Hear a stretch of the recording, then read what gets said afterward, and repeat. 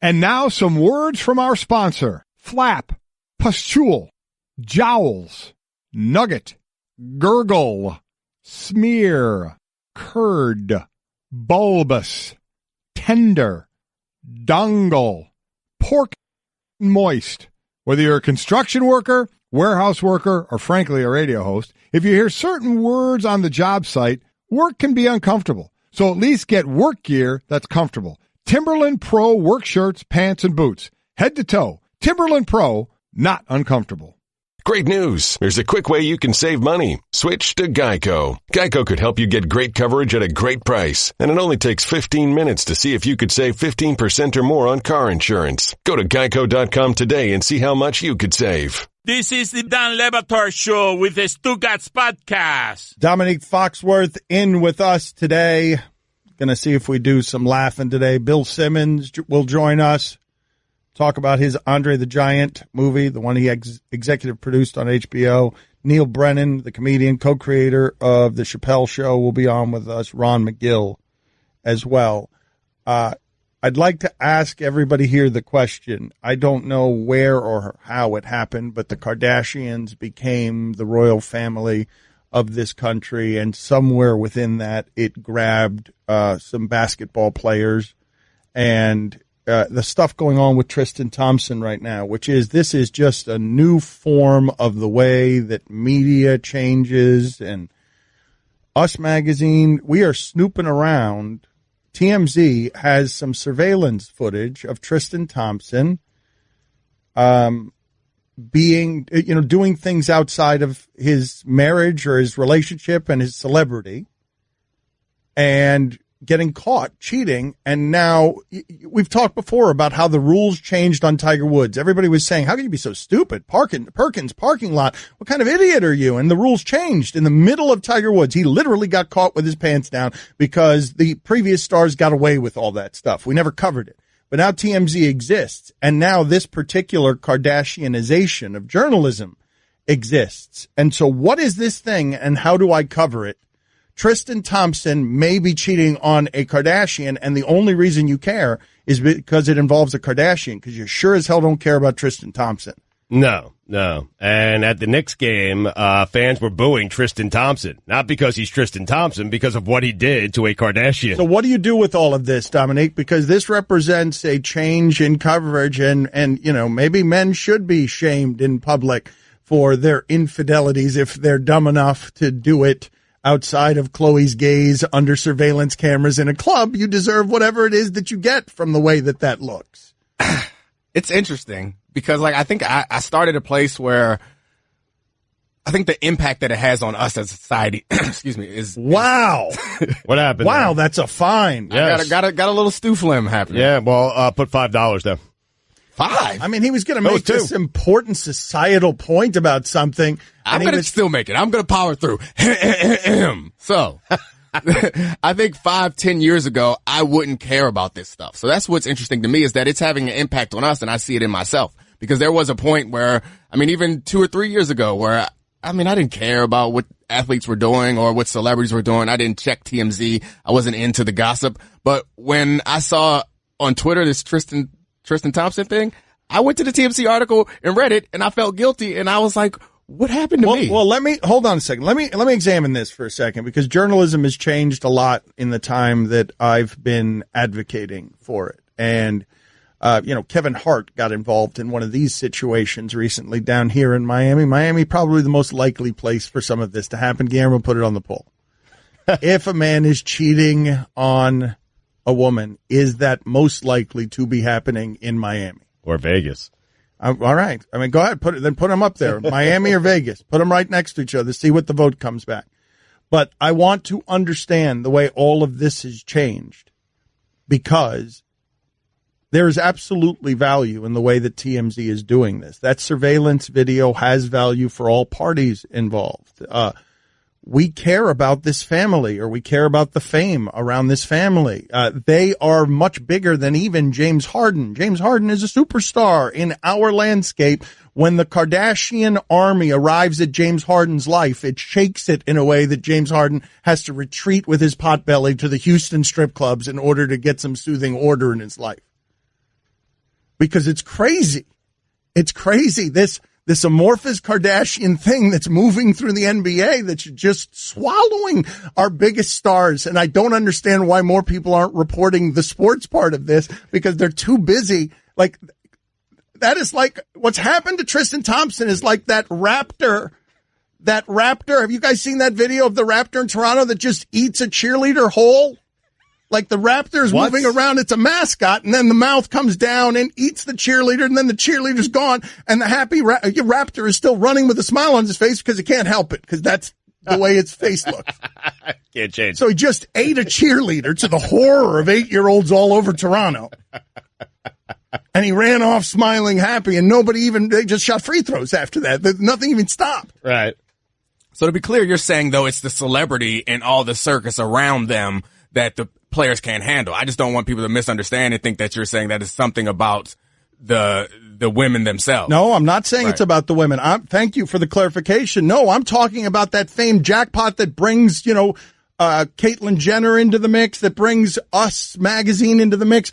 I picked up, look, man, I have rarely felt older than picking up People magazines recently. I saw like 6 of them on a table, all 6 of them with a bunch of celebrities on the cover, and I did not recognize a single one of them, because not a one, because I don't care about this particular world. But if you do care about this world, that's what's keeping those magazines still selling at a time that nobody can sell magazines.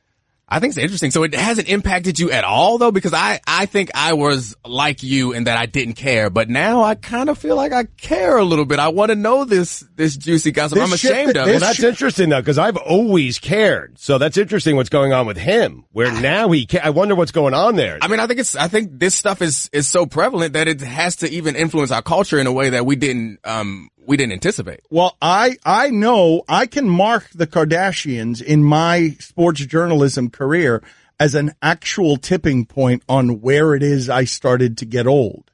Because I was talking on television about the silliest things, and when they brought me the Kardashians, every time I would reject it with, no, that's too silly. Every time. That's too silly. I don't want to I'll do silly television. We'll make a clown out of me and my dad, and Jim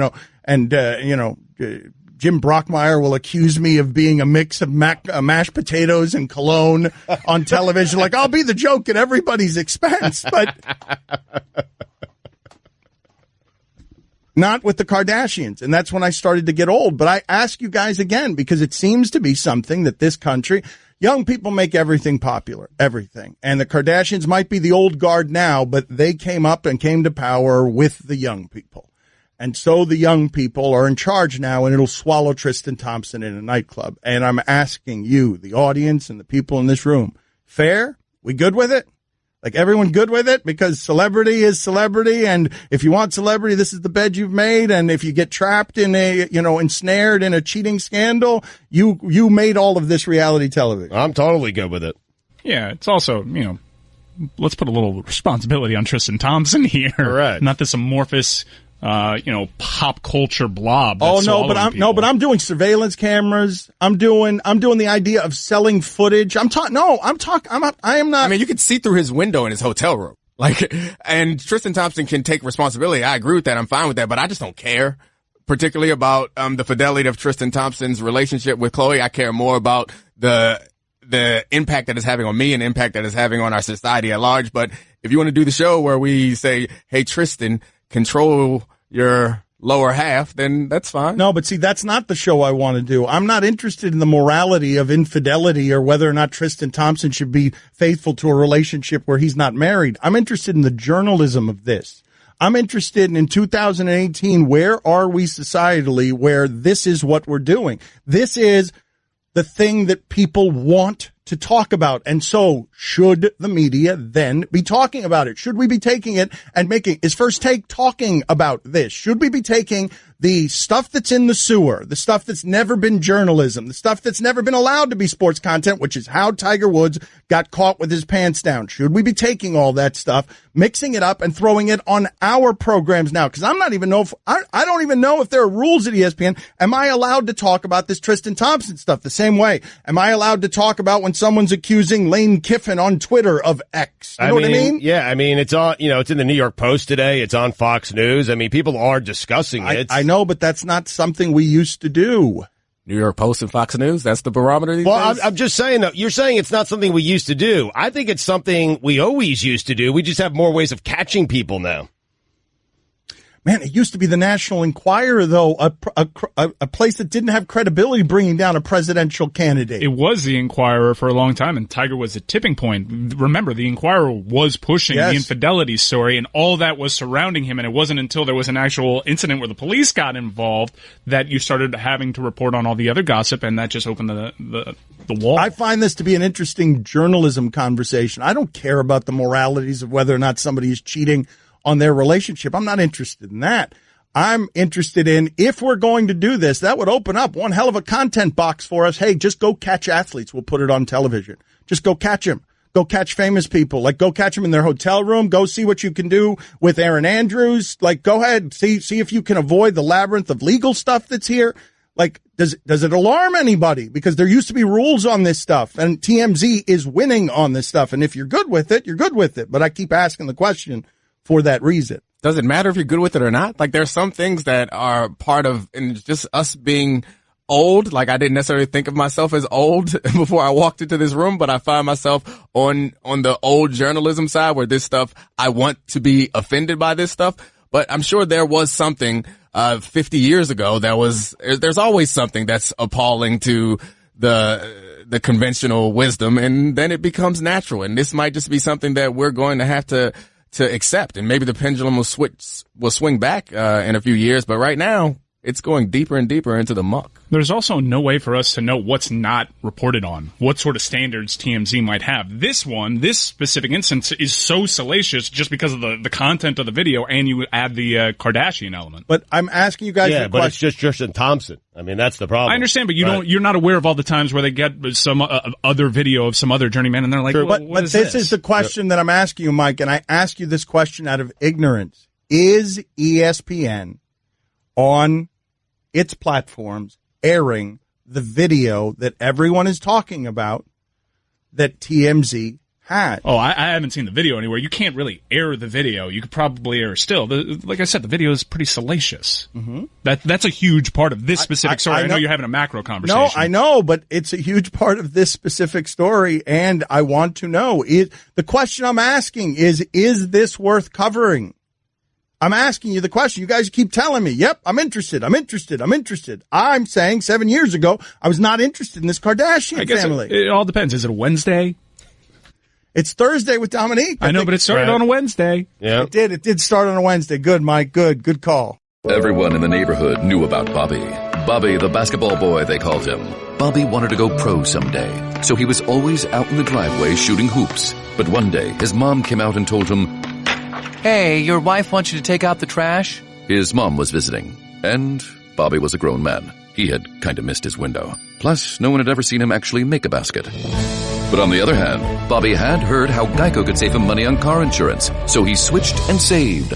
So, it was all good. Don Le Batard. It is an honor to be here. Seeing Poppy in person, you're like a Cuban Yoda. You're wonderful. Really? And also, you have a normal-shaped head, which is nice to see, because it begs the question, though, what the heck happened to you, Dan Le Batard? Thank you, Jim. Stugotz. America, his head starts off okay at the top, and then by the time it hits his ears, it expands out for some Well, reason. yes, that's the calories, usually, yeah. That's you have the world's only apple-bottom skull. As the kids say, it's THICC thick, my friend, so good on you. This is the Dan Le Batard Show with the Stugotz on ESPN Radio. I will leave this boring journalism conversation in a second. Promise? I will, yes, I will, and we will get back to the normal hijinks and Domonique That's a Foxworth. Fine. Yeah. That's not a fine. Of the undefeated, formerly of the NFL. I don't like where we've arrived when 60 Minutes, the old-timey news show, goes into the gutter on some of this stuff. And I don't care what your politics are here. I'm talking about the journalism of it. We are doing it more and more. This dance of that was 60 Minutes, man. That is our news program for all time, going right into the gutter to do something that you're just sort of like, what is this? What is this? 60 Minutes? Is this what now? Maybe that's an evolution that has to happen in journalism. Maybe I'm behind the times. I'm not good with it. I keep asking you guys if you are. You know what 60 Minutes is telling you, though? People are interested in the gutter. Correct. Because if they're going to the gutter, that means people are interested in it, Dan. Correct. But is that news then? Is that how we're defining news now? News in 2018 is just what people want, period. I can't believe you're this upset about the Antetokounmpo piece that they ran on 60 Minutes a few weeks ago. He didn't live in the gutter. It was Greece. Beautiful, actually. Jeez, damn. Beaches. Stugotz, you were analyzing your life last night and questioning some of the decisions that you've made. You left here yesterday. You were a disaster at your job, and you left here careening into the highway, just saying, I'm so tired. In fact, during the last half of the show, the funniest things that you said were, I'm so tired, I need a bed. Like you were not doing your job in any way yesterday. And so you get home and are so tired that you stay up till 1 o'clock in the morning. You stay up until 1 o'clock in the morning. Why, Stugotz? Tell the people so that they can see your dirty shame. 60 Minutes should come do something about this because it's dirtier than anything that's been reported in the news in years. Stugotz last night watching basketball. It was past 1 o'clock in the morning. So we had, I have my big fantasy league, my basketball league, and it came down to the final night. Now we added a new wrinkle this year where second place gets a pretty good chunk of change. Okay. And I had no chance of getting first place. I had no chance. I was out of it, but I was tied with another guy for second place. Now, second place gets money. Third place does not. Okay, gets nothing. Gets a free ride. That's what happens for third place. I needed 10:30 games. He gets so involved. I don't understand why Stugotz gets so self-involved. At the height of his setup story, man. At the height of his narcissism, that he thinks his fantasy league stories are bigger and better, that everyone cares about him when no one cares about him. I like to rummage. Here is your question, Dano. I'll finish the story in a minute, guys. So we go to the magic crate of content when someone's long-winded and cruddy. Just getting to the good stuff. Would you rather win an Olympic medal, an Academy Award, or the Nobel Peace Prize? Wow. What is the Nobel Peace Prize? Dan Le Batard. Man, you have no journalistic responsibility. Stugotz. Yep, and I love it. This is the Dan Le Batard Show with the Stugotz on ESPN Radio. ESPN Radio is presented by Progressive Insurance. The Dan Le Batard Show is brought to you by Pennzoil Synthetics, taking synthetic motor oil performance to a whole new level. Make the switch to Pennzoil Synthetics today. Guests on the Dan Le Batard Show appear via the Shell Pennzoil Performance line. Ron McGill going to be there in a half hour, 11 a.m. Eastern. Here's your SportsCenter update. The Knicks have fired both Jeff Hornacek and Kurt Rambis. The Magic have dismissed their head coach, Frank Vogel.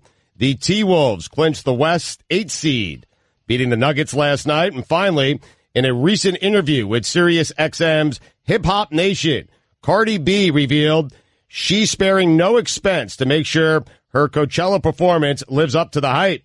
After admitting she wasn't aware that the major festival is such a big deal, Cardi revealed she was receiving $70,000 per weekend for her pair of performances.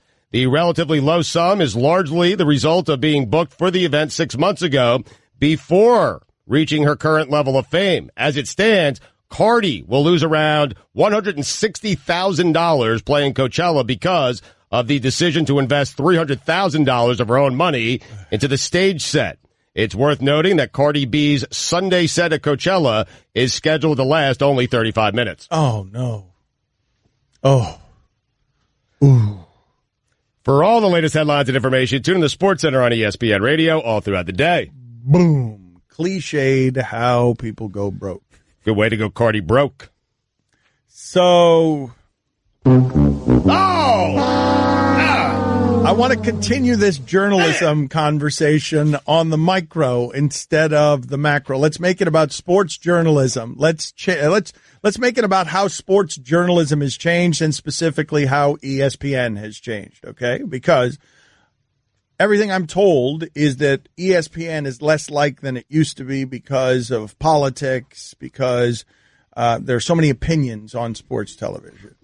And it used to be that ESPN at one time was primarily, highlights, Dan Patrick with a smirk and Roy Firestone with a serious sports interview. And that's what ESPN was and what ESPN was expected to be during a quainter time. But what happened at ESPN is, in the name of diversity, a whole lot of opinionated minorities were given what First Take is capitalized on, which is, look, if you talk about sports in a way that has opinions in it, it will be rewarded with ratings. So, much like the Kardashians, you get into this situation where I ask you, ESPN, journalism company, in bed with its corporate partner of basketball, when Stephen A. Smith does this, is this journalism?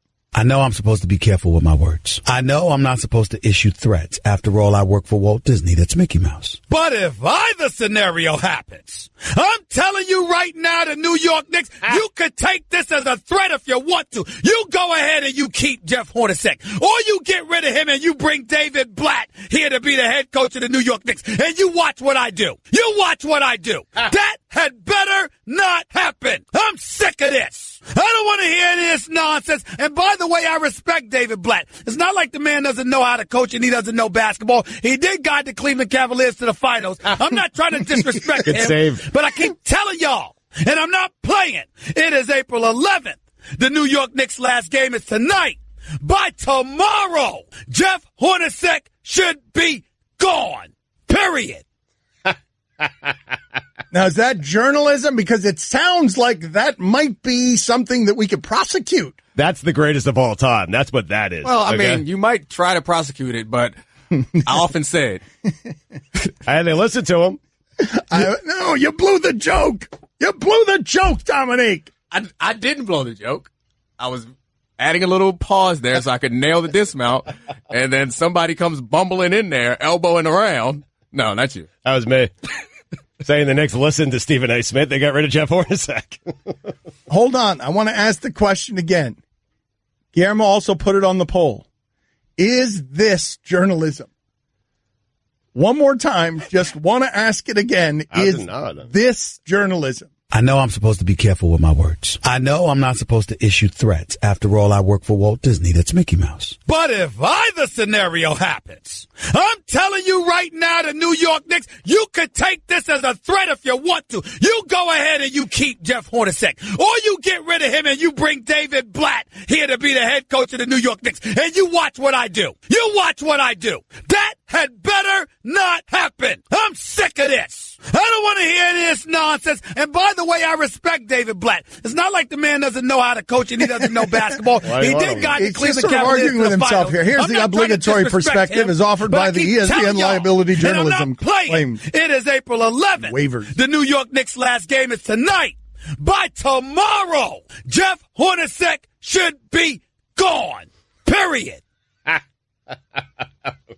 And then they fired him? Yep. And Rambus. Was that the right punctuation at the end? Because he said period, and it felt a lot more like an exclamation point. It really did. Put that on the poll as well. Was that the proper punctuation? Yes or no? It's a harder word to say. I think it's just, you say period, end of discussion. That's the way you usually do it. Period. Yeah, thank you. Period. Also, what do you think he would do? Well, that's the question I have. Louder. That's the thing. I want to follow this to its logical conclusion. Let's just say that the Knicks hadn't bowed behind his public, in front of his public pressure. Let's just say that they had not fired Hornacek and Stephen A. Smith had actually had to come behind that bluster with something. What would it have been? Just that, but slightly angrier, more longer. You don't want to see what it would have been. Right. Well, what do you mean I don't want to see? I do very much want to see what it would have been. Not want to see what it would have been. All right, but what's the level beyond that, though? No. Is it like Stephen A. Smith showing up to, Dolan's house with a 2x4 and some goons? Luckily, we'll never know. Yep. Didn't get to that. Luckily for Dolan. Mm-hmm. We could still find out if they hire Blatt. Exactly. But he kind of respects But he Blatt. likes him. He likes Blatt. He might any head coach. It sounds like he can talk himself into Blatt. It sounds like he did talk himself into Blatt. But what does he want, though? Like He wants Mark Jackson. That's what he wants. Oh, that's what he. Okay, I didn't know. All right. Okay, I don't know that that's so. I heard his rant. I was listening to it on the way home. He said on the front end he would like Mark Jackson to be the Knicks head coach. Okay, so I ask you again, is this in 2018 journalism? Stephen A. Smith threatening the Knicks if they don't hire former ESPN personality Mark Jackson. Period. And current ESPN personality Soon Mark to be Jackson. former. Almost a fun. Soon to be former because he's going to be the head coach of the Knicks. Where are we? Okay, but where are we in the employment status of Mark Jackson? Period. Okay, very good. This show ain't free. Time for some ads. Mike, would you be kind enough, just real quick, to wish Guillermo again a happy birthday from Stephen A. Smith? Guillermo, how old did you turn yesterday? What was that unhappy birthday for you? 31. Congratulations on your 31st birthday. Stephen A. Smith sends his most loving regards. Happy birthday to him. I don't care. Good luck. I think we should do a daily birthday like PTI does. With that, we should have a segment, just a 15-second segment every day. Happy whatever birthday to somebody. It's Emil Hassan's birthday. There you go. All right. Happy birthday to him. I don't care. Good luck. Just because you want to play that, so every day, just every wish day, someone a happy birthday? Yes, let's wish someone every way. It's good. It's 10 seconds of good radio content. I think my favorite part of that is that he starts with a little rev up flourish. Is happy birthday. That is what I enjoy most. Happy birthday to him. I don't care. Really insincere. Good luck. If you did not know that the happy birthday was not insincere from the way that it was sung, then he came in on the back end and he double dismounted. Happy birthday to him. I don't care. Good luck. Good luck, though. Yeah, conflicting No, the messages. good luck is also insincere. The good luck, I don't believe the way it was delivered. conflicted. No, he can. No, it sounded sincere, If it's man. in quote marks, it would be good luck and it would feel like good luck. But the way that was said was like more like Marco from Treboika and Take It. Good luck. Tell me I'm wrong. You are. Good luck. No, that's threatening. I mean, it's the same format of the take that he just delivered, where it's coming hot and then soften it a little bit. I like David Blatt. He's a real good coach. Period. Now, here's what you don't understand. That good luck, no one has ever, Guillermo put this on the poll. Have you ever been threatened with good luck as vigorously as this? Good luck. No, you're right, because you're right. Because good luck, usually you're about to do something that's important, something you might accomplish something, Right. and there's someone nice who cares a lot. Hey, good luck. And you're right. It's usually not met it's usually not met with fear. The tone. Good luck. Yeah, it's not. I mean, it's met with promise and hope. I got to be honest with you. It's so threatening that I want to abolish freedom of speech. Good luck. I prefer to succumb to the fear. Good luck. Don Batard. Let me be very, very clear. When it comes to commentary, talking about the game of basketball, I'm just talking about on television, the combination of content and personality and presentation. I'm not going to lie to y'all. I think I'm the best in America. I really do. Stugotz. He's the best, man. He is the best. He is great at television, great at radio, and I wish I had that kind of confidence about anything in my life other than my appetite. This is the Don Batard Show with the Stugotz on ESPN Radio. I don't care. Good luck. I don't care. I don't care. I don't care. I don't care. I don't care. Hey! Good luck. Period. Period. Period.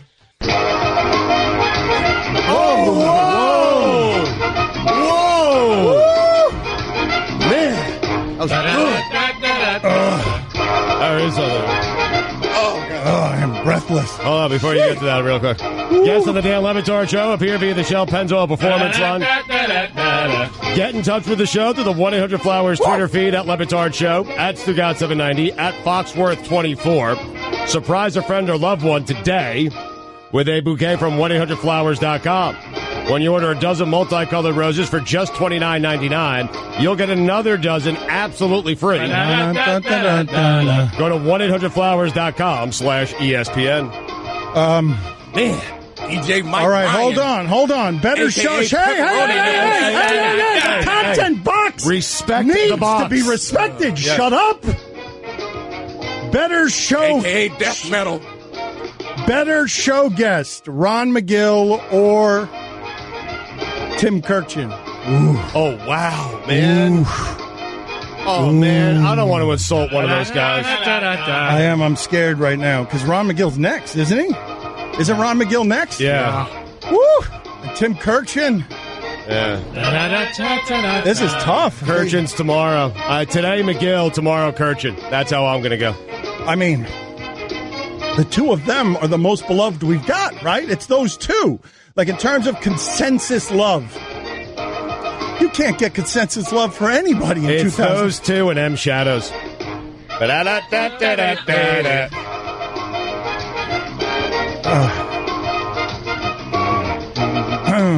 So what's the answer, guys? Ron Magill or Tim Kirchin? You have to pick one. That's what the Magic Creative Content is demanding it. I'm going to, you know what? I'm going to answer this question. It's Ron Magill. For me, Ron Magill. I love Tim. No more diluters, though. Tim knows where I stand. Ron Magill's our best guess. Kirchin. Richard Lewis. Magill. Ron McGill's really good, but I gotta go with Kirch. John Lovitz.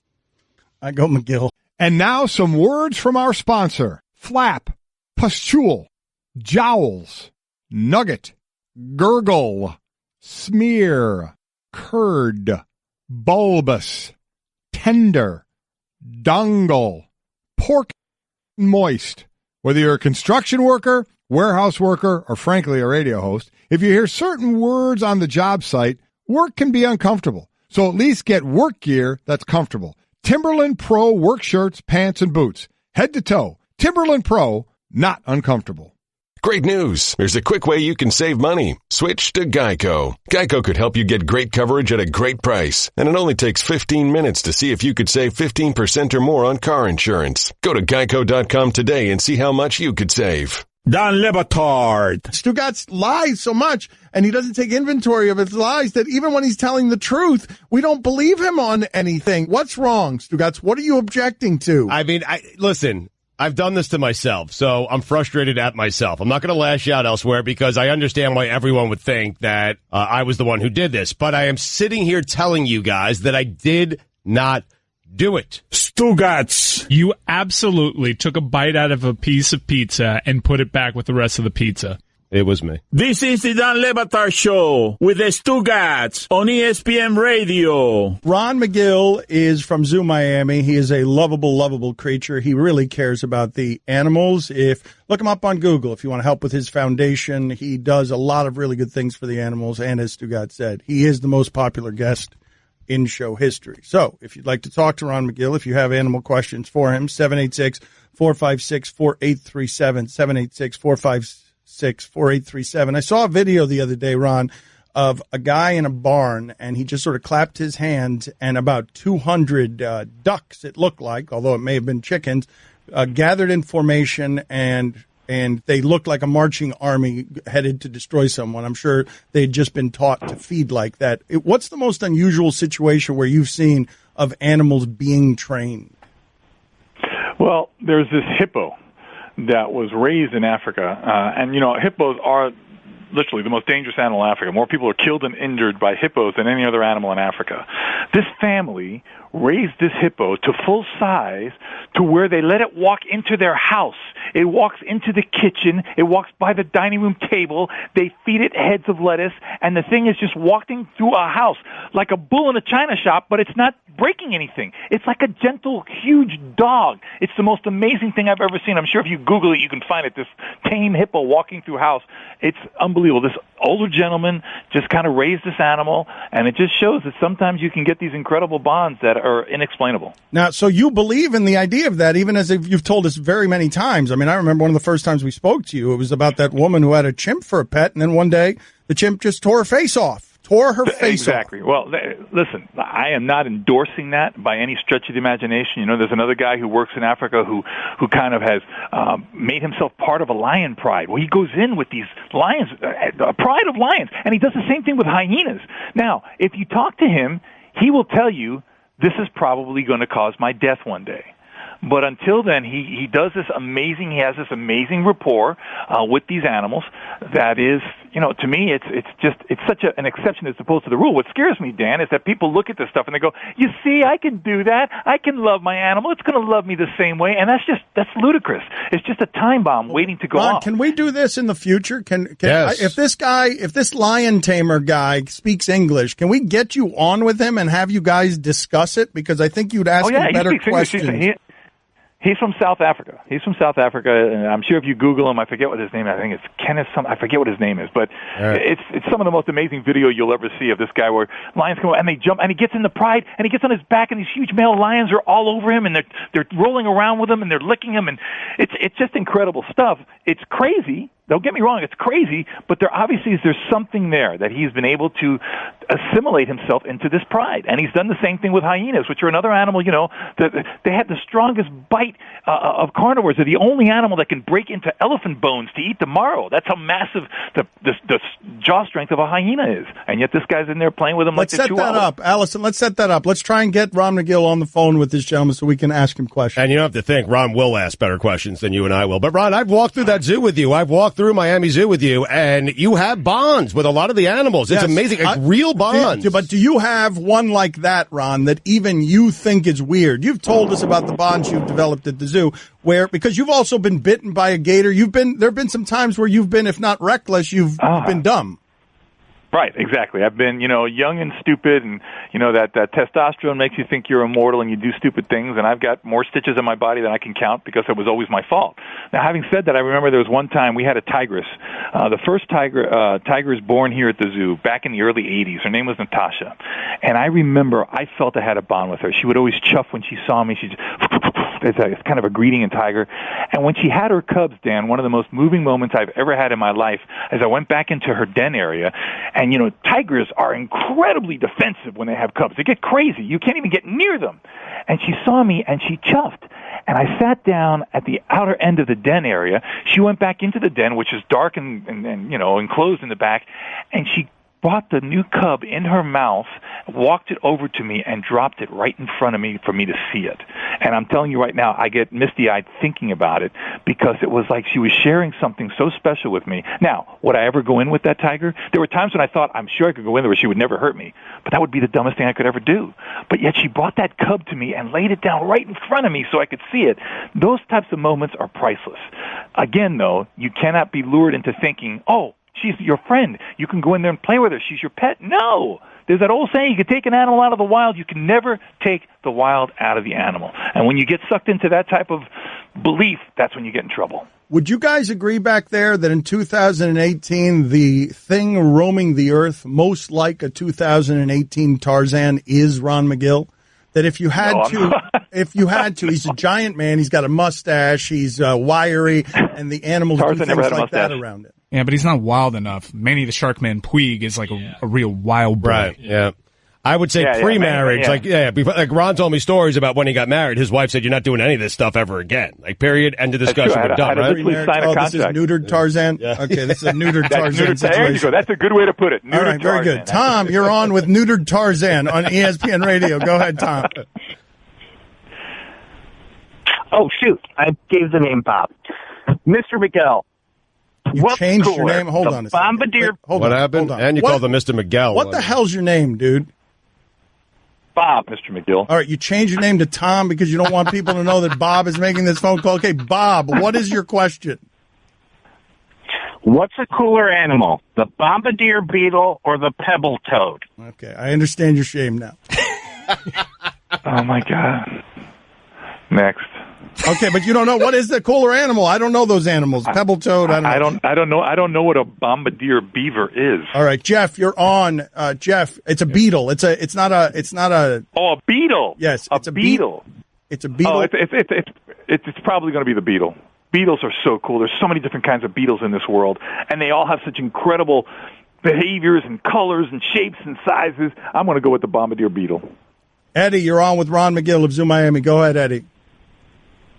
Hey, Ron. Since I moved from Florida to Georgia, in my deck there's a huge bee, HGH injected bee, that just hovers outside my backyard and terrorizes my family.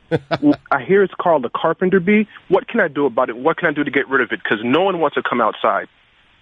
Well, first of all, remember this. If it's a bee, it's not going to sting you unless you swat at it or do something like that. Bees, when they sting, are basically committing suicide. When a true bee stings, it dies. Now, if it's a wasp, that's a different situation. Wasps can repeatedly sting, and sometimes they call something a bee when it's truly a wasp or a hornet, and those animals can sting you over and over and over again. Again, I try to get this, and I know it's easier said than done. If you leave it alone, it will leave you alone. Unless, of course, it's building some kind of hive on your deck. And that's what you got to be careful of. Wasps especially, paper wasps, things like that, will build these little nests under your deck, and in an effort to protect the nest, if you get too close to it, they'll sting you. But not because they're being mean or because they hate you, but because they think their nest is being threatened. So I would look out there just to see that there's not a nest being built. If the thing is just buzzing around, it's probably feeding on some kind of pollen or feeding on whatever it feeds on, and has no interest in you. Enjoy it. Look at this wonderful big thing that scares you and think, this is a wonderful piece of nature, and just enjoy it. Don't bother it. It won't bother you. Andy, you're on with Married Tarzan. Go ahead, Andy. Oh, jeez. Hey, Tim, I was wondering, who would win in a race? Guillermo, Fat Chris, or a cheetah with a broken foot? Okay, an average human being. That's a good question. To an above-average human being speed against a cheetah with a broken foot. What do you got, McGill? I will give the cheetah with 3 legs. Oh, a 3-legged cheetah, not even using the 4th leg. Exactly. Really? Yeah. That's not fair, Absolutely. though, because the broken leg would be hurting him when he's running. So if he has no leg, he doesn't feel the pain. That's a different game. Well, Ron. no, but he's saying... but let me explain something to you. Wild animals do not feel pain the way you and I do, in the sense that, especially when it comes to a matter of survival, and it's an adrenaline rush. So I'm talking about a cheetah with an adrenaline rush. I'm not talking about a cheetah that you can say, okay, we're going to break your foot, now you got to race this guy. No, this is a cheetah. You're racing for your life, okay? You're racing for your life. The cheetah kills him. Let me also explain something to you. $2. Let's check out this video right here. Let's check out this video. Okay. Ron McGill doing play-by-play. Ron McGill of a video that he's got on his computer. Go ahead, Ron. Right. Okay, so we're looking at this thing, and there's a wasp sitting on a leaf. I don't know. It seems like... Oh, jeez! Oh, my God! This flower looked like an orchid. Oh, it's an orchid mantis. This orchid mantis grabbed this thing. Holy jeez! Oh! Look.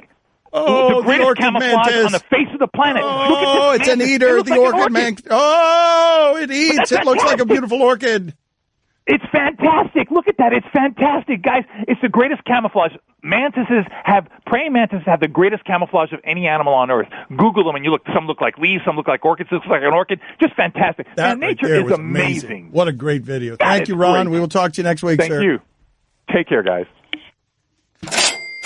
Aquí lo que importa es el catch. I mean, he's right. He's right. He didn't tell him no lie. Not McGill, Poppy. Next. You're holding up the line, ma'am. What did you say? You're next in line for the water slide, ma'am. Feet forward and enjoy the ride. Okay, dearie. This does look fun. Whee! You melted me. I've melted. The Wicked Witch of the West on a water slide? Surprising. What's not surprising? How much you could save by switching to Geico. See what you've done. Oh! Geico. 15 minutes could save you 15% or more. Don Le Batard. I'm looking up okapis, learning about them. I stumble upon another animal that is also amazing called a tufted deer. It's a deer with fangs, Dan. A fanged deer. Stugotz. Are you a carnivore? What are you doing, tufted deer? Look it up. Okapis, tufted deer. Learn it, love it, live it. You welcome. This is the Don Le Batard Show with the Stugotz on ESPN Radio. What is the lifeblood of sports radio? If you could only pick one sentence in the history of all of sports radio, what is the lifeblood? Because I believe the lifeblood is what just happened with Stugotz and his computer, where I would argue, I'm going to nominate and go all in with this is the lifeblood of sports radio. Complaining about guys' contract. Yeah, well. Like, can anyone top my hand? He was complaining about Jarvis Landry's contract. I mean, 5 years, $75 million, 47 guaranteed for a guy who has 102 catches for 320 yards. Can he win the big one is a good one. Can he win the big one? Or, I mean, I built an open for a staple of what sports radio was. Wow. Awesome. You did? Yep. Since the dawn of time, men have been searching for the answer to life's most important questions. Today, we finally settled the debate and crowned the human race's supreme demigod. Also, we have nothing else to talk about. It is Marino Montana. Who's better, Marino Montana? Is that the better lifeblood than is Jarvis Landry overpaid? Honestly. What does anyone have any nominees for lifeblood? I love this music. Thank you. It's making my chest, my nipples sore. Yes. I think the lifeblood of sports radio is just general insecurity and disdain for your own existence. Wow, that's much stronger than I would have gone. Darker, self-loathing. I mean, it just feels like a lot of the stereotypical sports radio is just like self-loathing. I hate the athletes because I wanted to be the athlete, so it's all about bashing the athlete the whole time. I think Mike hit it. I think it's Marino Montana, LeBron, Jordan. That's what sports radio is all about, man. Dissecting. Yeah, or have a take, don't suck. Yep. Fire a coach. Oh, but have a take, don't suck. Wait a minute. Wait a minute. Have a take, don't suck is the umbrella family of all of it. Like it's the human race of have a take, don't suck is what it is. Right. But that take is often judgmental and hates the athlete and thinks the athlete overpaid, even though none of us have been taking pay cuts at work. I don't hate the athlete. I'm just laughing at the Browns. I mean, okay. So Domonique, $75 million, 47 mil guaranteed for Jarvis Landry. Tell Stugotz why he should care. He shouldn't. Your response should be, "Ooh, I see you, player. Get that money." That is the proper response to any contract that comes out. My first response, honestly, was, "What is Odell Beckham Jr. going to get?" Let's try it again. Ooh, player, I see you. Get that money. No, that's not good sports radio. No, I think it is. Well, it's not good sports radio. He's right about that. I do think it's the better moral attitude. Let me hear it again. Go ahead. Ooh, player, I see you. Get that money. Ooh, player, I see you. Get that money. No, it doesn't feel right. It's so much better with you. It doesn't work. Domonique doesn't know what he's talking about. It's what. Wait a minute. That's not why it doesn't work. No, it doesn't work because Stugotz doesn't. The ICU instead of the ICA. They're fair. Dan, totally fair point. You also went player, I believe. Player? No, he said player. There's a vast difference. Player. A player and a player. I see you, player. Go get yours. Nice. Nailed it. Thank you. What? Yeah, but okay, hold on a second. First of all, we've been through this before. Yeah. There's a difference between R's and A's. Mm-hmm. When you end in any words, be very careful with the hard R. I got scared again because we were talking about Joe and Phil Necro before. Watch your mouth, Dan. I told you if you say that one more time. What are you going to do? You're going to threaten me like Stephen A. Smith? I don't want to have to tell you. I know I'm not supposed to do this because I work for the mouse, Disney. However, if you say that one more time, you or David Blatt, say Phil or Joe Necro one more time. If we talk about 80s knuckleballers, if I'm having a conversation with David Blatt about 80s knuckleballers, Phil and Joe of unspecified name. Okay. Yep. That was close. I almost jumped out my chair. I'm with you, player. Necro, please. Don Le Batard. Never going to stop. I am what I am, man. I'm 44 years old. I ain't changing. Stugotz. Why change now? It's worked. Here I am. Sitting next to you. Filthy rich. This is the Don Le Batard Show with the Stugotz on ESPN Radio. He's a co-creator for The Chappelle Show, one of the greatest things in the history of comedy, and he's got his own comedy career outside of that. As Stugotz just told you, the Here We Go tour begins on June 7th in Chicago, and if you want tickets, upcoming tour dates, he takes chances. NealBrennan.com is where you go. One of the creative chances you took recently, and thank you for being on with us, was this documentary series you did. Was it with Jay-Z or for Jay-Z about Will? It was against Jay-Z. No, yeah, it was. Well, first of all, Dan, how are you? Good to see. Good to talk to you, Neal. Yes, you as well. Hey, I'm good. Batard, I wanted to warn you. When was the last time you shaved your beard? Oh, your man, stubble? Long time ago. I just shave. I just sort of clean it up. I don't really shave. I did a movie a couple days ago with Tom Hardy. No big deal. But I had to shave my stubble, and I don't got much of a jaw. I'll say that. I forgot how bad it was. Okay, so what happened? You shaved and you looked in the mirror and you didn't like what was looking back at you because you're doing a movie with Tom Hardy? Oh, I remember. Now I remember why we started it all. Because it's just not. It's a lot of. It's cheek and then it's kind of neck. And it's sad. So I literally was like, you need to warn Le Batard because he could fall. He could end up in a Tom Hardy movie. Who are we kidding? Okay. It's never going to happen. But Neal, I asked you about the Jay-Z documentary series. Where are you wandering off to? We'll get back to that. I'm looking in the mirror. I'm butt naked right now, looking in the mirror, and I want you to know. Wait a minute. What is this movie? All right, paint the picture Neal for us. is right. You let the comedian go where the comedian wants to go. All right, man. fine, but paint the picture for us. Where are you right now? What are you doing? And, of course, it begs the question, really? A Tom Hardy movie, Neal? Yes. Right now I'm in Los Angeles. I'm getting ready to go to therapy. I have therapy at 9 a.m. So I took a shower. I just got out of the shower. Now I'm getting dressed. We have therapy at 9 a.m. Nothing major this week, but you gotta keep the pipes clean. Now I'm going to segue to Jay-Z. Jay-Z. No, hold on, but are you naked? Are you indeed naked? Are you naked? I just put underwear on in the middle of that anecdote, and I really played it off pretty well. Okay. I, of course, wear the Kevin Hart underwear. Kevin Hart has his own underwear. That's where you go. Maybe are you endorsing too many things, Kevin? Take them off. Just maybe. Do you draw the line anywhere?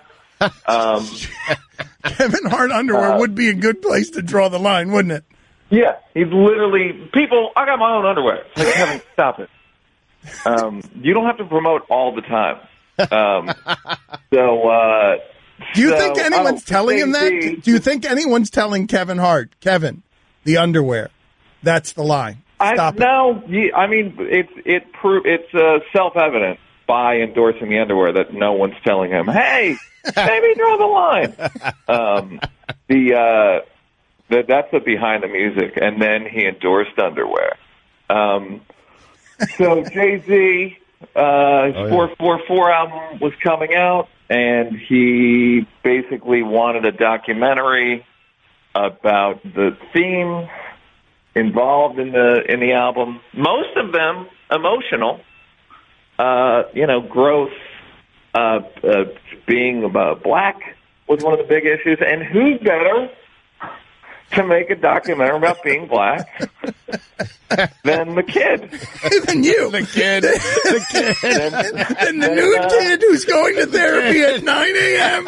because of all the torture that has come through his privileged life.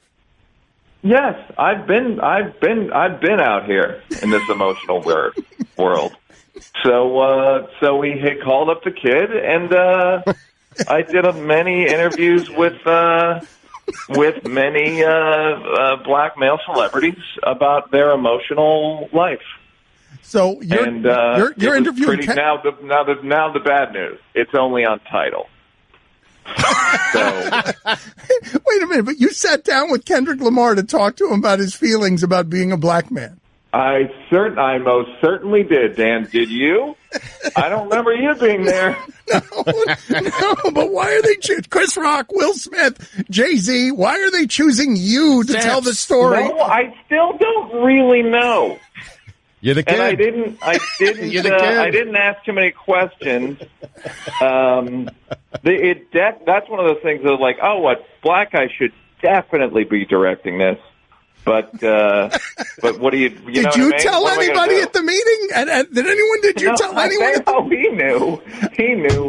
He knew who the hell. He knew Neal. what color my skin was. Neal. I mean, I'm showing Dan a picture of you right now. I know what Neal looks like, and that's with the beard. Like the beard makes him look less white. Like once I don't even know what he looks like naked and afraid right now going to therapy. He's the whitest person in the world. Beard. I have the color me bad beard. I have the the tough jawline. Yes, so I made a I made a documentary about the emotional lives of black men, and I do. As I'm sitting here, I do remember one of the highlights was, and I feel like you're going to relate to this, Batard, is Jay-Z's playing me the record in the studio, and I kindly asked him to turn it down. Because I'm no longer a spring chicken, right. And it's like, look, I don't need to prove how loud I can listen to things. Just would you mind turning it down a little bit? Because hip hop guys, in my experience, will play things so loud that I've gotten actually nauseous in the studio. It's so loud, and I had I think that's peak whiteness. Is asking Jay-Z to turn that racket down. The Here We Go tour begins on June 7th in Chicago. For tickets and upcoming tour dates, visit neilbrennan.com. I always love talking to him about Chappelle, and I'd be curious what he makes of Chappelle's evolution. But how does a comedian navigate the landscape right now, Neal, especially a white male comedian on the Me Too stuff? I just make documentaries. My thing with the Me Too stuff, what I find funny about the Me Too stuff, and I'm sure it is, you can relate, is the dumb conversations you have to have with your male friends about, where guys are actually feeling sorry for themselves now, where they go, my guy friends go can't even compliment a woman anymore. And it's like, oh, yeah, is that your thing, Jim? Complimenting women? Because I don't remember any of my guy friends calling me a year ago and being like, we got to get down to the club to compliment some women. Because I'm sitting on 8 hot compliments right now, bro. Let's put some smiles on some faces tonight with no sexual expectations. The amount of dumb things guys have said to me, smart guys too, smart, and they just dumb, guys going, well, they're gonna have to outlaw dating people you work with, and then people are gonna work less. Oh yeah, are people going to work for the action? Is that what That's why I do. Yeah. Well, you're very handsy, and you'll see. Your day's coming. Your day in court. They call you the Cuban Cosby. Last I heard. Oh, whoa! So excessive.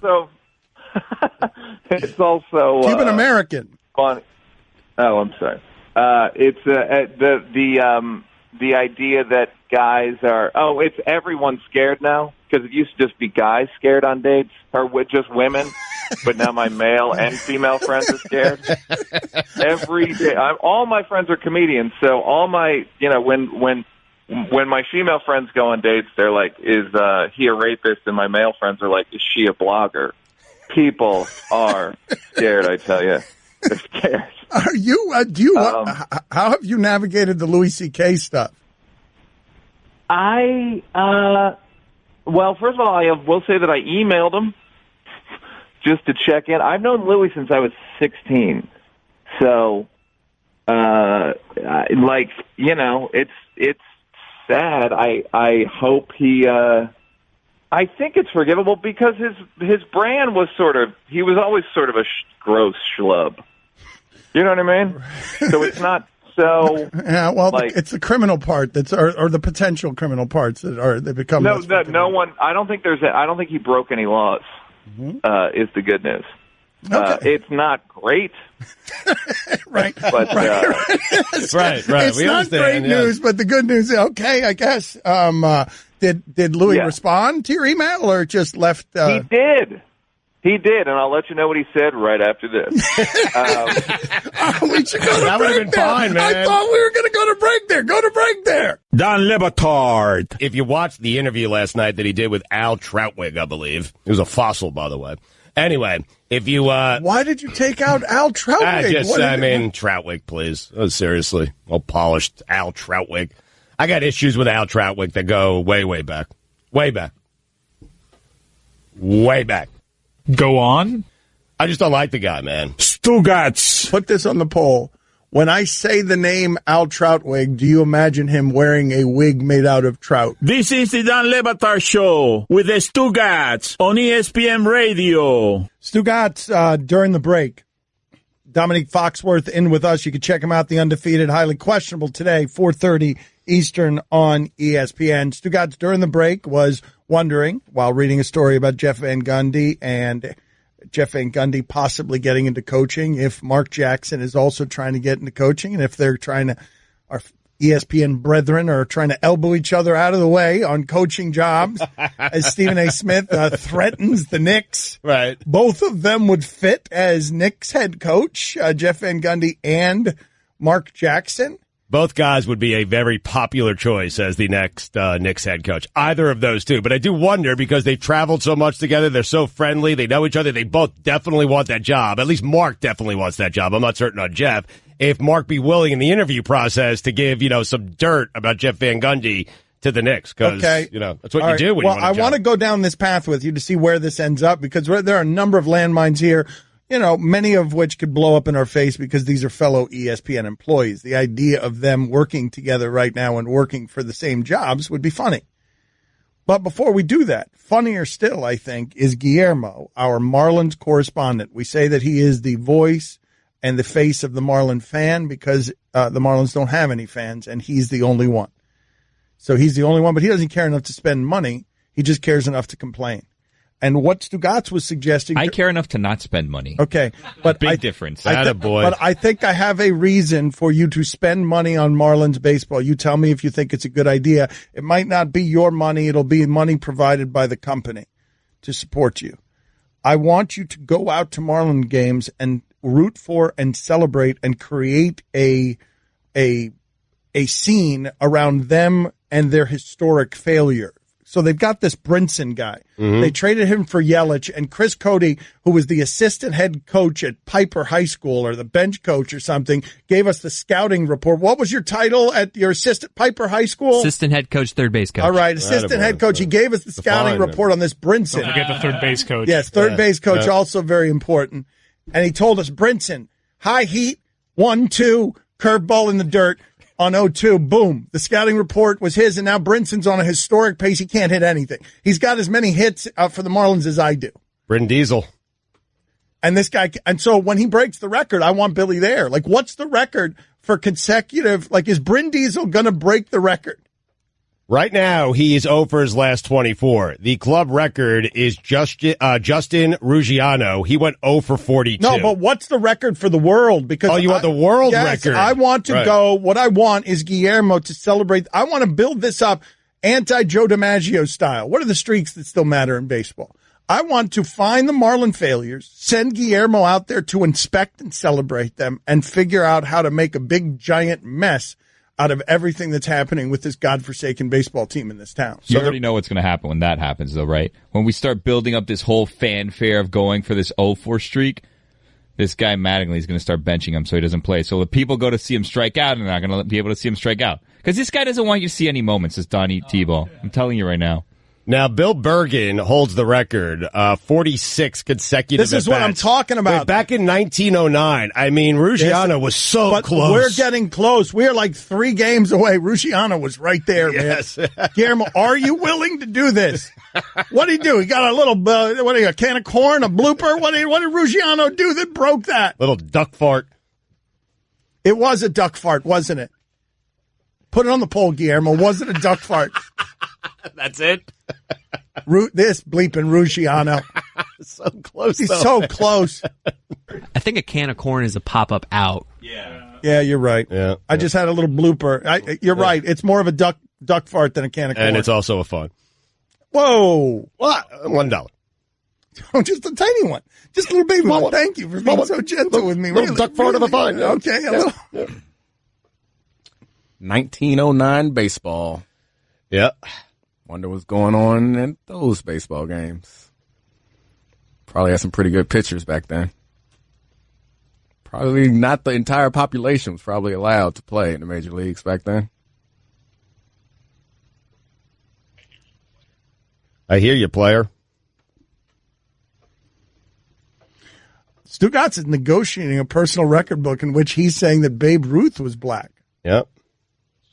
Whoa, Dad. Oh, who's talking about black? Don't what's give it away. on? I mean, that's always chapter with 7. race with you, man. Jeez. Didn't you just get done saying that an entire part of the population wasn't playing in 1909? Isn't that what you said? I didn't say what part of the population. There were no women in Major League Baseball then. There aren't now either. They had we got a lot of work to do. They had a league of their own is the line you just stepped on. You get a penalty box for Dominique. Penalty box. They had a league of their own. Get out of here. Get out of here. And now some words from our sponsor that you don't understand and I can't pronounce. Flap, pustule, jowls, nugget, gurgle, smear, curd, bulbous, bulbous, bulbous. What is it? It's bulbous. Bulbous. Tender, dongle, pork, and moist. Whether you're a construction worker, warehouse worker, or, frankly, a radio host, if you hear certain words on the job site, work can be uncomfortable. So, at least get work gear that's comfortable. Timberland Pro work shirts, pants, and boots, head to toe. Timberland Pro, not uncomfortable. Great news. There's a quick way you can save money. Switch to Geico. Geico could help you get great coverage at a great price. And it only takes 15 minutes to see if you could save 15% or more on car insurance. Go to geico.com today and see how much you could save. Don Le Batard. Tom Ricketts is saying that the Cubs will not allow Sammy Sosa back into that organization for anything moving forward until he comes clean. And what I find absurd about that, and what a hypocrite this guy is that family made hundreds of millions of dollars off the name Sammy Sosa. By the way, never tested positive for steroid use. And if he was using steroids, which we all assume that he was, my guess is if he was using it, the Ricketts family had an inkling that was going on in their own clubhouse. And for him to come out many, many years later and say Sammy Sosa must come clean for us to allow him back into our prestigious organization, our club, get out of here with that. Stugotz. Yeah, Ricketts didn't make money off Sammy Sosa. He won the bid in 2009. This was post-Sammy Sosa. Well, that ruins my argument. This is the Don Le Batard Show with the Stugotz on ESPN Radio. Taj Gibson. Glue guy? Yeah. Or he might be an energy guy off the bench. Oh, are those different? Yeah, those are totally different. Yeah. Like, you remember Vinnie Johnson, the microwave, Detroit Pistons? That was an energy guy off the bench. Not a glue guy. So the glue guy and the energy guy are different guys. Yes. On the hierarchy, is role players above glue guy? So it's like superstar, star, role player. No, I think role player. Glue guy. No, I think energy guy. No, I think role player. What are the rankings? I think role player is synonymous with glue guy. So you can be a role player glue guy? I think energy guy comes before glue guy. I can't handle all that. Wait a minute. What are the rankings? Like my personal rankings. Right. Superstar, star, role player, glue guy, energy guy. But what if your role is glue guy? Wait a minute. Your only choice that you're giving us between energy guy, star and role player? There are no choices between star and role player. What else? What else is there? You're either a star or you're a role player or you're a glue guy energy guy off the bench. There's no stop between star and role player? No. Good locker room guy? Veteran guy? I think locker room guy goes below energy guy. What the hell was Antoine Walker? Was Antoine Walker a star? Yeah, Antoine Walker was a star. He was? Well, it depends on which team. I mean... Well, right? yeah. But at his peak, he was a star. He wasn't a superstar. He was a star. You're trying to say Antoine Walker was a role player? No, what I'm saying is that your bogus system only allows for star and role player. He's been different guys for different teams. He's in the middle. Antoine Walker is definitely in the middle between star and role player. So what is that? What is that title? It needs a title or it doesn't exist? It does need a title. What is it? What is Nick Collison? The role player. Good locker room guy. Yeah, I think that's better. Yeah. He looks a lot like an energy guy to me. Shooter. Chris Birdman Anderson. What about him? Glue guy. Energy guy. Yeah, you're wrong about that. Yeah, energy. Yeah, spark plug. Yeah. Energy guy. Get out of here. 2 minutes. Yeah, 2 minutes. Get out of here. 2 minutes. That's not a glue guy. What the hell's the matter with you? Honestly. That's a 5-minute major. Get him out of here. He stepped on a joke, too. Unbelievable. Amazing, what the hell, man? Trevor Ariza? Ooh. Role player? Role player. No, but what? No, but not for this team. If we're doing the Antoine Walker sliding scale of only star and role player, Trevor Ariza for that team would be a star. No. Same like Draymond Green's a star. But he's the fourth guy on that team. Draymond Green's the fourth guy on his team. Yeah, but that's because they have Kevin Durant, Steph Curry, and Klay Thompson. It's a little different. But, I mean... Ariza's a role player. Role player, yeah. Look, Defense, hit some threes. This is the part that's infuriating about what you guys are doing. Trevor Ariza is in the space, in the purgatory between star and role player. There is a stop there. He's at the top of role player, not quite a star. I see what you're saying. You're trying to identify what we call that stop. There's room between the bottom of star and the top of role player, and I'll throw everyone in the penalty box who disagrees with me. I will storm on the ice, Ty Domi style, just punching people. Stole player? What's the middle rung? How about a specialist? Because Greg Hodges, he was a specialist. Yeah, that's it. Specialist. Time out. What's his name? Craig Hodges. There we go. Yeah. Second time's the charm. Yeah. Haji. How about Turkaloo? Glue guy. Turkaglue.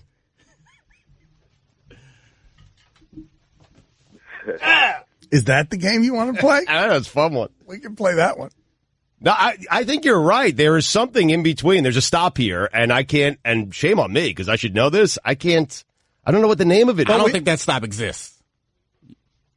Another controversy that we have here, and we can get back to this important conversation, but a lot of people are writing in, hey, Stugotz, it's not a duck fart, it's a duck snort. It's a duck snort. They don't know what you're doing with duck fart. It's duck snort. How about Glue Edwards? It's 2 minutes. Yeah, that might be I'm sorry. No, I deserve it. 2 minutes. Glue Edwards. It was so easy. Yes. It was so easy. You know what? Get out of here. That's 2 minutes. I'll get out of here. But I've had two people step on two great jokes I've had the last two segments. I'm out of here. Fine them. It's a fine. Oh, it's a fine. Hopefully I have money today. What are the two jokes that people have stepped on around here? Do you remember them? Would you like to deliver them again? No cash. Roy saw money. That's $2. No, you didn't. That's $3 now. Roy saw it. $3. You owe $3. $3 and then get out of here. Glue Williams. A softly hit ball that goes over the infielders and lands in the outfield for a hit. Originally called a duck fart because it was assumed that a duck's feathers would make its farts as soft as the hit. Changed to a snort for use in polite company. Oh, okay. Ooh. You prudes out there writing in, complaining that Disney Radio is talking about duck farts and saying, no, it's not a duck fart. We don't know what that is. It's merely a snort. Donald Duck Fart. 2 minutes. Did you get a joke off right there? Did you? That's 2 minutes in the box. Donald Duck Farts? Like what? Did Stugotz forget how to do the show for a minute there? What just happened? Huh? Do I sound like an old person, like my father looking around a room on television when he gets confused?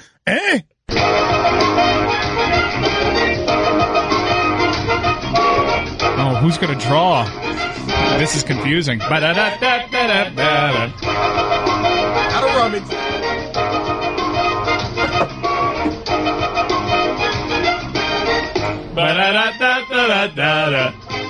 So this is the magic crate of content. Forrest Gump, good movie or bad movie? Wow. What a debate this is. Wait a minute. People think this is a bad movie? So many people think Forrest Gump is a bad movie. Yeah.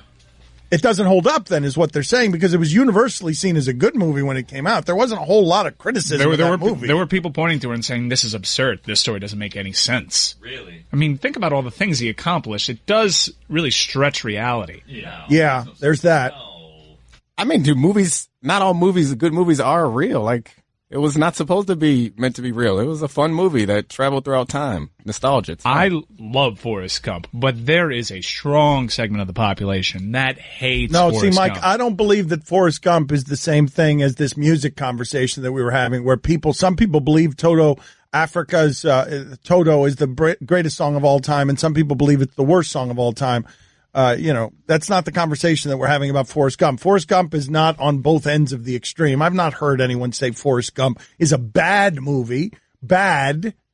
You could say it's overrated or okay, but not bad. It is absolutely a thing. I'm telling you.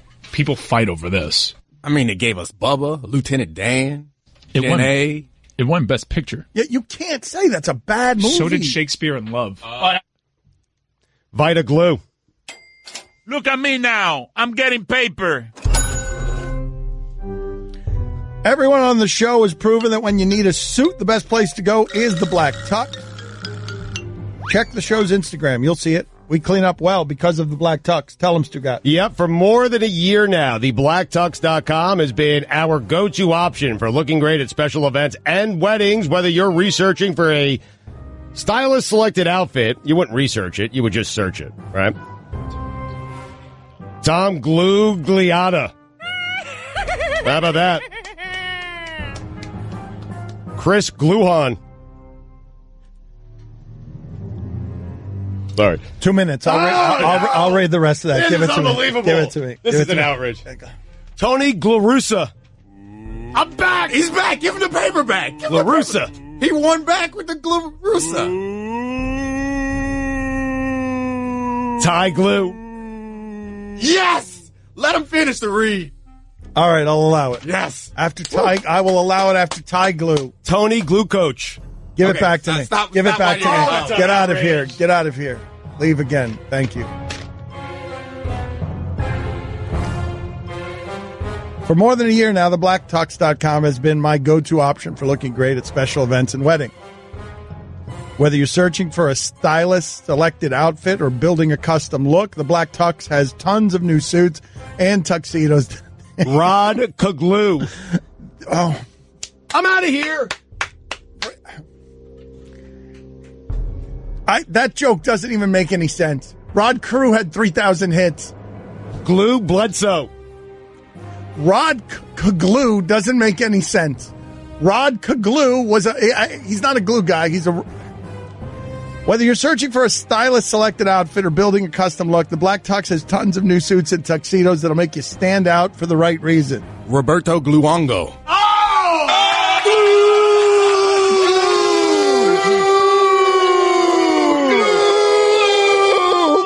Glue, but wait a minute, he's a goalie.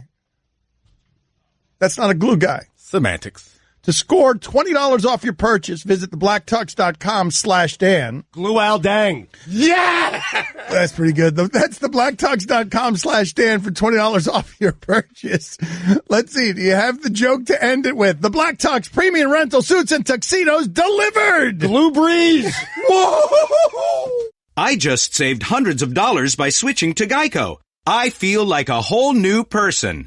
Disclaimer, you will not become a whole new person. This is impossible. You might be able to join a gym or diet program, buy a new wardrobe, get hair implants, but your DNA and physical form will remain the same. Geico waives any and all liability if you attempt to become a new person, except a cyborg. If you choose to become a half-human, half-cybernetic organism with lasers for eyes, the Geico legal team would be cool with that, because, quote, laser eyes are pretty sweet. Pew, pew, pew, end quote. Geico. 15 minutes could save you 15% or more. Don Le Batard. And finally, the shortest, most concise tongue twister is toy boat. Try saying that 5 times fast. Toy boat, toy boy, toy boy, toy boat, toy boat.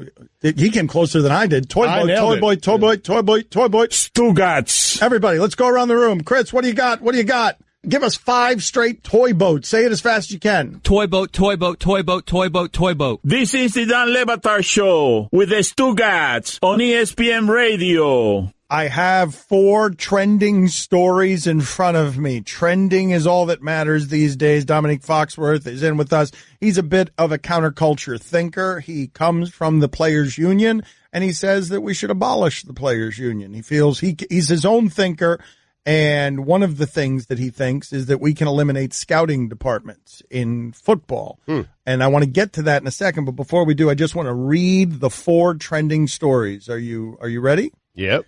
ESPN brought to its knees by Reply Apocalypse. Reply All Apocalypse. Martellus Bennett believes 89% of NFL players smoke pot. That's great that he would just throw that number out there randomly and make it 89%. Green-haired turtle that breathes through its genitals added to endangered list. Will you please quit laughing before we're done with the jokes? So get to the scouting report. He does that often. The scouting report. I tried to get away from the mic. Do you believe, we got to get him a cough button too. Do you believe that?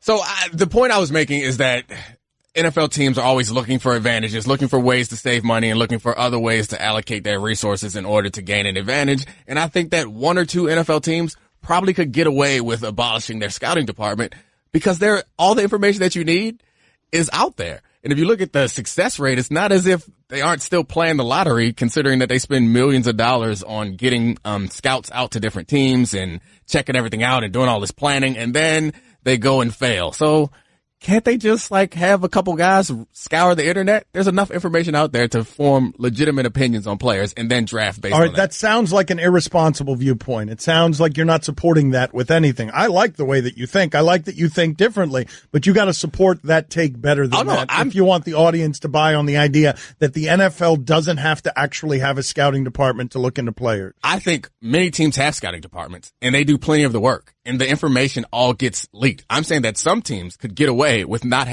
doing their own scouting. And I don't need the audience to agree with me. I'm fine with being Copernicus on this joint. But are you saying outsourcing the scouting? Is that what you're kind of doing? There you go. Dress it up. All right. Dress it up, Stu. I think I'm good with that. Yeah. Why though? Why are you doing that? Because you can then use those resources and put them in another area where you can actually gain an advantage. In my mind, it's about finding places to gain advantages where you can't gain advantages. Why are there limits in this sport? Why would there be limits on the spending in these areas, whether it's a scouting department of 1 million people or 10 people? But I think what you're saying is, drafting and scouting, it's kind of a crapshoot. So why spend so much money on it? Just use whatever is available with digital, with media, outsource it a little bit and put that money to better use elsewhere in other departments. But what I'm saying is, why do you have to have better use for your money when an NFL team makes plenty of money and doesn't have to have better use for its money? Why are we running the savings of NFL teams through their front office when there's no salary cap on those expenses? If somebody wants to get a competitive advantage by giving John Gruden $700 million a year, if they believe that gives them a competitive advantage, then they can do that. Oh, $700 million. I see you, player. Get that money.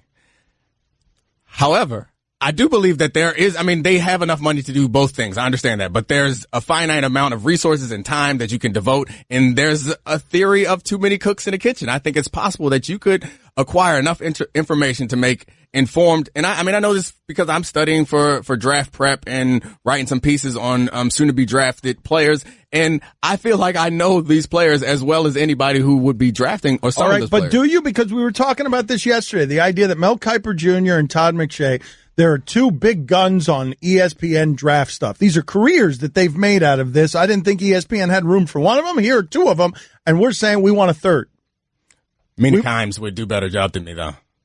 She is a real draft professional. What we need to do this, Mike. We are doing it with Mina Kimes on Monday. We are going to beta test this Mina Kimes thing. Nice. Same initials as Mel Kiper. Ooh.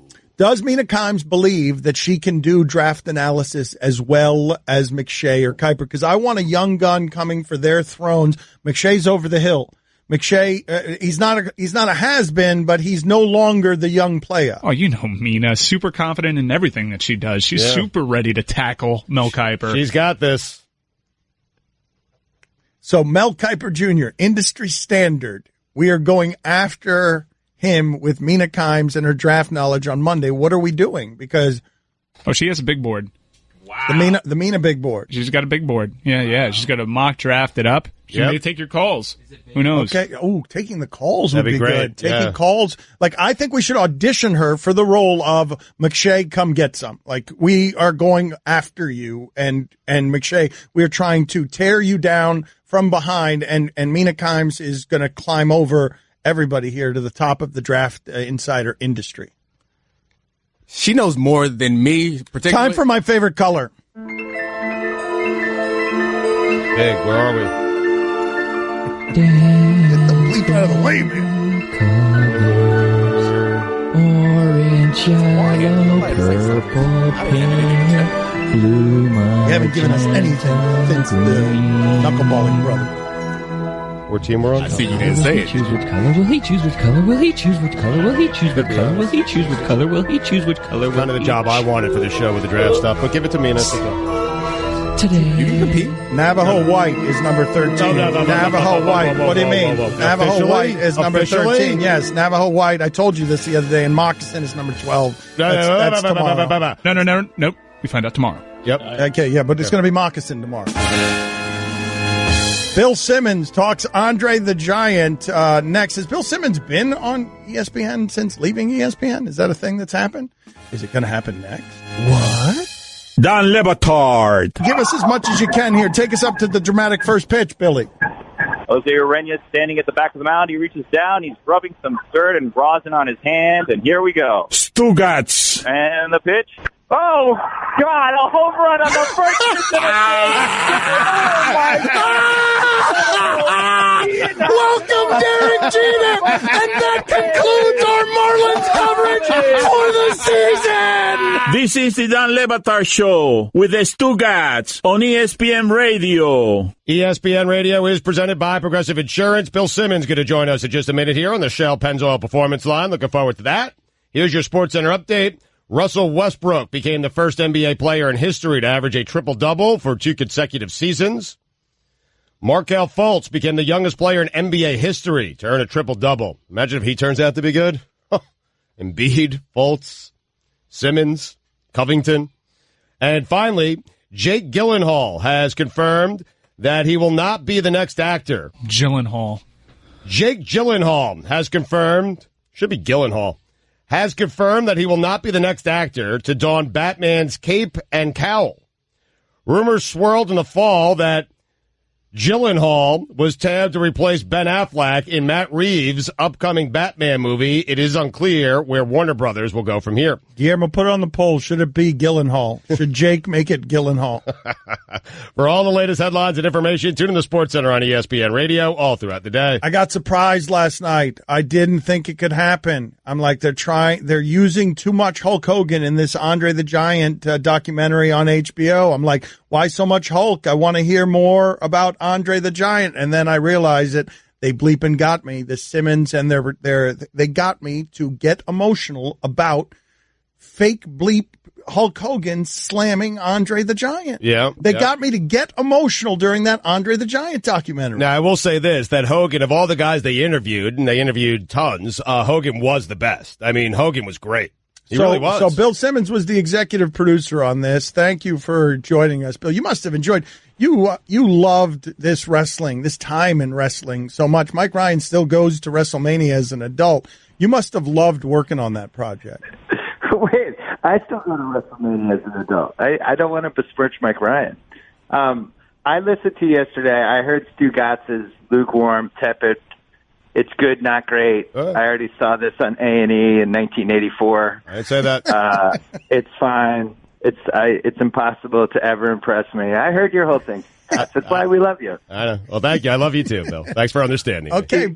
Impressing Stugotz is the single toughest thing to do in sports media right now. It can't be done. Thank you. Put it on the poll. Are you impressed by the Sixers, Stugotz, or is there a way to knock them down? Nah, Sixers. They got no experience, Bill, headed into the playoffs. These guys aren't playoff tested. There's no way. I can't imagine them getting past the Heat here in the first round.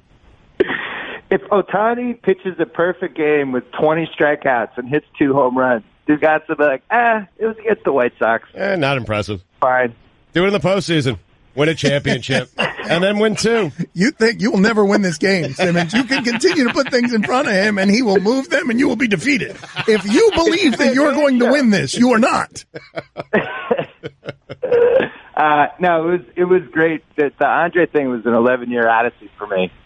And, for a long time, WWE just didn't want to do it. They don't outsource their intellectual property, and they wanted to keep everything for themselves. And over the course of this decade, got to know them a little bit better, got to sell them on the idea and the concept of doing it with HBO and how an outside audience, a bigger platform might help tell that story better, and it just kind of worked out. It was great. People seem to like it. Can you explain to me, Bill Simmons with us again, Andre the Giant is on HBO, and if you care about oddities, you don't even have to care about sports, just interesting things. This guy was more than just giant, and it was a weird thing that happened with him and how it is that he became famous. Was there anything in the movie that confused you? For example, I didn't understand how should I process Vince McMahon's relationship with Andre the Giant?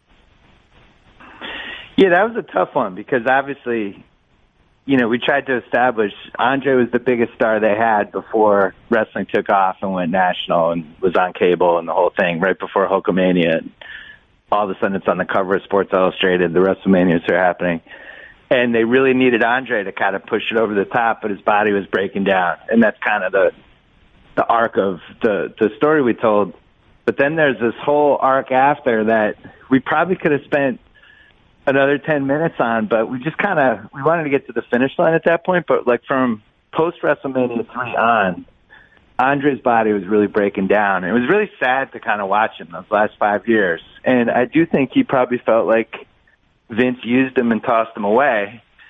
On the other hand, Vince probably felt like, well, you can't wrestle anymore. What am I supposed to do? And it does seem like he still has a lot of pain about it. Like it was really crazy, that interview he did where he said, I have this ability to compartmentalize, and if something's negative, I can just shut it away and put it away. I was like, wow, that's not something you normally hear somebody say, but he obviously still has a lot of pain over it. But that's on Vince, though, right? Because he threw him out there in the ring so early in his career, Bill, and then allowed him. But Stugotz, Dan, then they let him out. But Dan, when he wasn't on the card, because Vince didn't want him on the card every single week, it ruined what is Andre the Giant. He would allow him to go wrestle in other places, and so his body hurts. I know, but how do you govern that if he's your business and you need him? Yeah. You have some sort of precedent. This is another one that Stugotz can do, Bill, where he can criticize anybody. You have a precedent for managing the 7'4", 500-pound guy in wrestling? Yeah, just let him wrestle for you, and that's it. Don't rent him out. That's that. Bill, did he not do that? He wrestled too much early in his career. But you're second-guessing the use of Andre the Giant after the inevitable injury came because he's 500 pounds? It's easy to do, man. Yes, and that's exactly what I'm doing. Yeah, shame on Vince McMahon. Well, I think they overworked all those guys, and it's something that they still do to this day. Those guys work a lot of dates, and in his case, I didn't know until we started working on the documentary that Andre knew he had this condition and chose not to take the medication. The medication would have, he had the acromegalia. The medication would have arrested it and stopped it. It wouldn't have reversed it, but his body was still producing so much growth hormone that his organs and stuff were, and his spine and his body was growing even though he was getting older. And that's why he really started to crumble and he needed the back surgeries and all that stuff. He probably, if you watch, there's stuff we could have put in there. You watch the matches from the last 5 years. We had a little bit in there, but he really had to hold himself up on the ring and, have really quick matches. He had this whole 3-month stretch where he wrestled the Ultimate Warrior all around the country, and the Warrior would beat him in 90 seconds. And it was really because Andre couldn't wrestle a match. So, it was kind of sad how it ended with him. Is there a favorite fact that you have from the Andre the Giant movie? If you can only use one to tell people, this is the pretty cool one, Bill Simmons would use which one?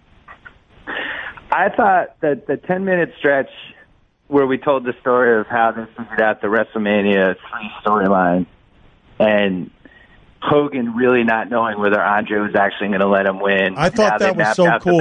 Bill, did you get emotional? I didn't know any of that stuff. Did you get emotional watching that at any point in your creating of it, or were you too close to it to get emotional while watching it? No, absolutely. That made me a little emotional, but the stuff at the end with his friends when, I think after people found out he died, I think that part, you see that in a giant theater and people were really affected. We premiered it in LA. We had like 1,000 people and people were just openly crying at the end. And I knew I wasn't sure that was going to happen, but I watched like the second cut with my wife who doesn't like wrestling. And she was really into it and was sobbing at the end. And I was like, oh, this is good.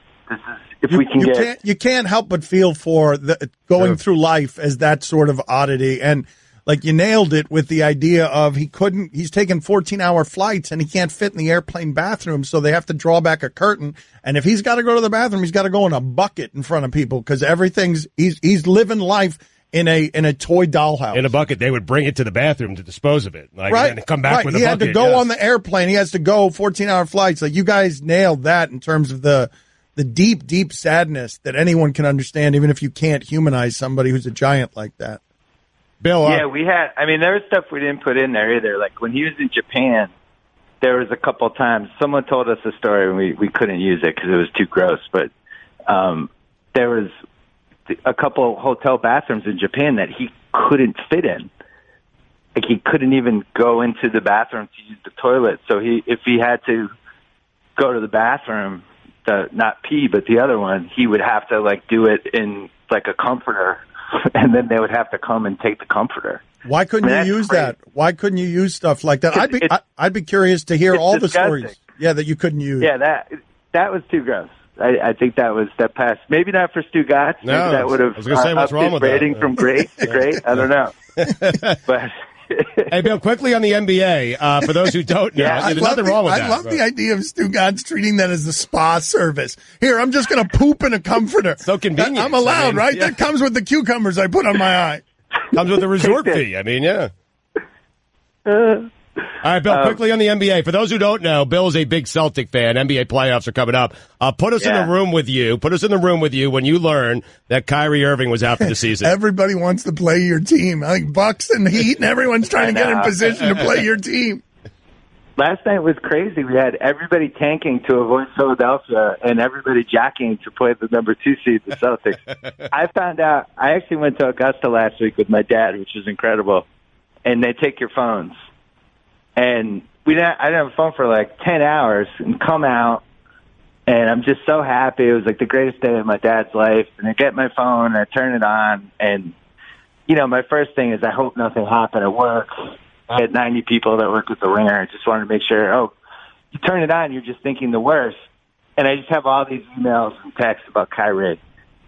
And I just had no idea. And apparently it had happened like 6 hours before I turned my phone on. It was just like this immediate stomach punch because I really thought he was coming back for round 2. And I think the team did too. So I don't know how much of a difference it would have made. I don't think, even with Kyrie, I'm not sure they could have made the finals. But now they're a cross-off. And what's crazy is, Philly is getting a ton of momentum now as this team that might actually, the East is so screwed up, they might actually be able to sneak in. I think they got a terrible draw with Miami. I think Miami is like just a sneaky playoff opponent. It's hard to figure them out. They have all these guys who could just get hot from game to game, and they're really well coached. I think Dragic it's a bad matchup for the Sixers. They have a center to throw in Embiid, and the whole Spoelstra-Riley factor, like that's going to be real in a playoff series. Whatever Philly's limitations are, I think they're going to be able to expose. So that's probably my favorite series of 8 in the first round. That's cool. Bill, congratulations on the movie. Good talking to you again. Don't be a stranger. Good talking to you guys, too. All right, see you, Bill. Don Le Batard. Dr. Phil was a middle linebacker for Tulsa. That's not true. Come on, please. Please tell me that can't be true. Guillermo, say it is. Guillermo, put it on the poll. Did you know that Dr. Phil was a middle linebacker for Tulsa? Stugotz. What are you doing? You're offsides.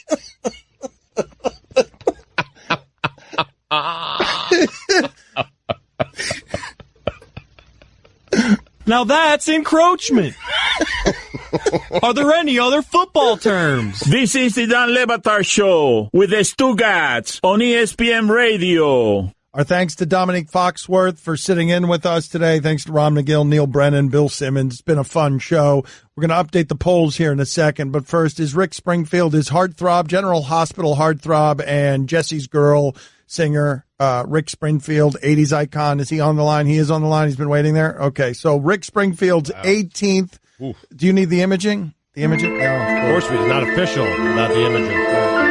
Forgive us for a second, Rick. Springfield's favorite color. Rick wanted the images. Orange, yellow, purple, pink, blue, magenta, green. Which color will he choose? Which color will he choose? Which color will he choose? Which color will he choose? Which color will he choose? Which color will he choose? Today. Let's build up the tension. Rick Springfield also wants to hear the polls. He wants to hear the results of the polls. So go ahead. He does? Okay. Yeah. At Levitard Show on Twitter, if he wants to follow us there. Who is the pride of Parkland? Stugotz, Roberto Luongo, or Anthony Rizzo? Army comes strong again. 61% of the audience said Stugotz. The pride of Parkland. That's right. If a man is cheating on a woman, is that most likely to be happening in Miami or Las Vegas? You said Miami. I came back with Vegas. People say Vegas. Yeah, 64% said Vegas. You're wrong. You're empirically wrong. Is this journalism? I don't remember what we were discussing. That was about Stephen A. threatening the Knicks. All right, that's right. 69% of the audience is wrong. They said no. Nice. Was that proper punctuation? 71% of the audience said no. I don't remember what that one was about, do you? Period. Oh, yeah. Oh, that's proper. Have you ever been threatened with good luck? This is Stephen A. Smith wishing a happy birthday to Clayton Kershaw with a threatening dismount. Happy birthday to him. I don't care. Good luck. Yeah. So what's the answer to that one? 61% of the audience said yes. Better guessed, Ron Magill or Tim Kirchin? Woo! This is tight. Can you just delete that one? I feel like we should just ban freedom of speech and democracy and just all of it. Just delete it. This is also super rude to Rick Springfield. Yeah. Okay, just Rick, hold on a second. We'll be right there. Man, this is tough. 52% of the audience said Kirchin. Was it a duck fart? 80% of the audience said yes. Should it be Jake Gyllenhaal? 64% of the audience said yes. Is impressing Stugotz the toughest thing to do in the media right now? 81% of the audience said yes. All right, so we are joined now by 80s heartthrob Rick Springfield. Thank you for joining us. What is your 18th favorite color, Rick? Mango. Nice. Oh, wow. Okay. See you later, Rick. Thank you for being on with us. We appreciate it. We'll get number 17 from you tomorrow. Charlie has come in here with all the look at me that comes with Charlie every time. American Ninja Warrior is something that some of us are going to do this week here in Miami. Domonique, you're doing it, correct? No. Going home. Yep. Amin's doing it, and you're not doing it? I'm pretty satisfied with what I've accomplished athletically so far in my life. I don't really feel like I need to justify my manliness through your feats of athleticism. Really? Aren't you someone who races Charlie back in Washington to prove to him that you're faster than he is? Isn't that something that you do? Yeah, it was on my birthday. I think I had a momentary midlife crisis. I bought like a bunch of really colorful tennis shoes and then started racing 20-year-olds. Mama. Let's let the Kentucky Fried Chicken Yo, chicken time.